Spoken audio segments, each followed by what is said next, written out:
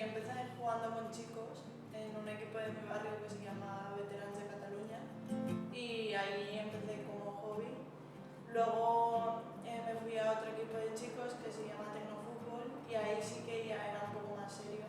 Cuando debuté en primera división, la verdad que para mí fue un partido súper especial.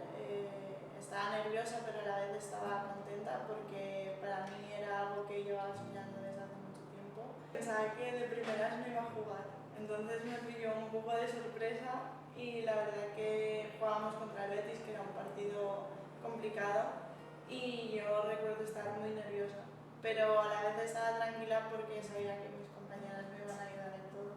Y al final ganamos en el último minuto y para mí